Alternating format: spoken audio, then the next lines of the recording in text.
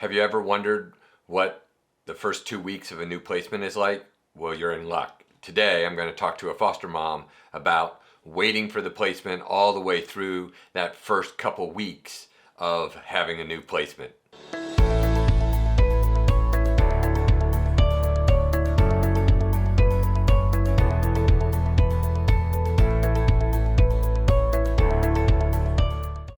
So you're licensed now. How long did it take you to get your first placement? So we did our classes in January, and throughout that, we started working on like all the paperwork that we had to do. We began our home study, and we were licensed, and everything was done by May. So I thought, being a teacher, that's a great time. On my timetable, that was good, but God doesn't work on my time. But we got lots of calls, and for some reason or other, they wouldn't come, maybe they went to kinship, or, when you get that call, there's all these other counties and agency people calling their people too. So maybe there was a better fit or whatever. So we didn't actually get our first kids in our house till December. So that's like 7 months. Yeah. So what was that waiting like? What was that? It was super frustrating. It was nerve-wracking, I remember the first time, like, the phone would ring, and you'd look at the caller ID and you know it was them, and like, oh gosh, okay, should I answer? Here it comes, right? That's how you feel at first. And then you realize, okay, you answer that call, but they really aren't coming, right? You tell your kids, oh, we're getting a placement, and they get excited, and then they never come. So it was super frustrating. I even remember times where you wouldn't get a call back, so you didn't even know they weren't coming. You're waiting for them, and they're not coming. You're waiting to hear back, and you don't hear anything, and it's frustrating. And I even remember, and I see people all the time, even now on social media, like through foster parent groups, like that are currently waiting, and like there's supposed to be such a shortage of foster parents, but where are the kids? I think it was super hard. It was super hard to wait. Well, how about your children? Did it affect them in any way, or? Yeah, I think after a while, you don't even tell them anymore, because you tell them, oh, I think we're getting a placement, and they're wanting to know about them, and they're getting excited, and then you just let them down over and over.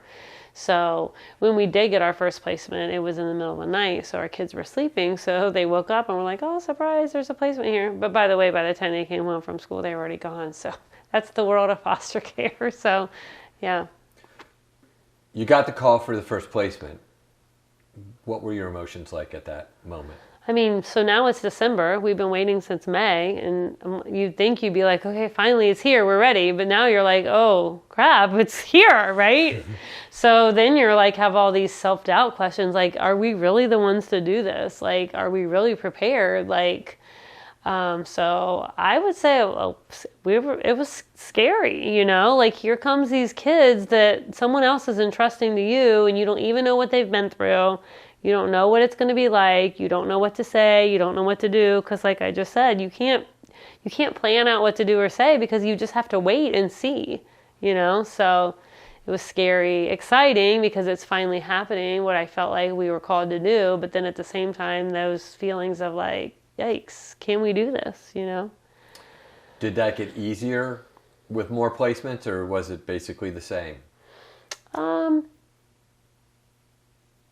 I think some of the same, some different, some like, yeah, we can do this, but it's still unknown every single time, because you don't know their situation. You don't know what they've been through. You don't know what the relationship's going to be like with the bio parents. And there's just all these different things. You don't know how they're going to adjust in your household, and how they're going to adjust if you have kids with your kids, and just day-to-day stuff, and new workers and everything. It's just, I think it's scary. I really think that after the first few weeks, then you can start to get into a mode, right? But in the beginning, it's still, you're like on eggshells, because you don't know them, they don't know you, What do you do that first day that your new placement comes? So yeah.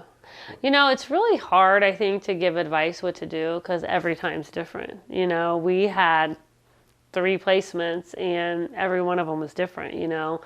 One came in the middle of the night and they'd never known anything about foster care. It was their first experience, and you're getting them ready for bed and they go to bed and then, they wake up in the morning and they just have a bunch of questions. They don't even know the system. They don't know what's happened to them, right? So you spend that time, just kind of talking to them and what questions you want to know. I'm going to try to answer them for you. And then our next placement, they've been in the system in and out for 11 years. They didn't have any questions. They already knew it. They knew the game, So then it was just like, okay, let them get acclimated to our house. But then there was also this wall up from them because they'd been through this so many times, They're not going to just open up their heart because how long is this lasting and where are they moving next and all that.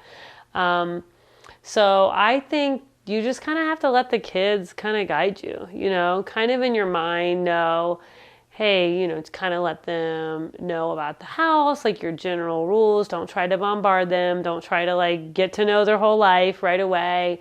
Just kind of go off of their feel. Do you know what I mean? Have in your mind things that you could do, but also if they don't want to do anything and they just want to be by themselves, that needs to just be okay too, So talk to me, about those first 2 weeks? What is the first 2 weeks of having a new placement like?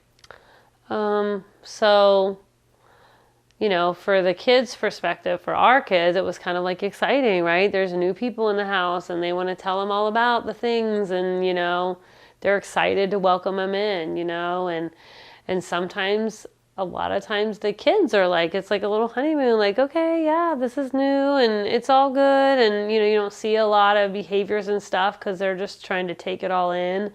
But you're also trying to navigate a lot of the business stuff. You got to make appointments and schedule, even though you don't have to go to the dentist for several months, you have to schedule it within, so many days or weeks. And so you've got to schedule appointments. If they're in school, you got to arrange to get that taken care of. If they're in daycare, you got to get that set up, Not to mention, you probably, if you have kids, you already have a full schedule, of things that you have to do. So those first few weeks are like a whirlwind. I will tell new foster parents, get through the first 30 days before you tell yourself, I can't do this is too much, because those first 30 days aren't really what it's going to be like. It's still going to be crazy and busy, but those first 30 days I feel like are just overwhelming for everyone.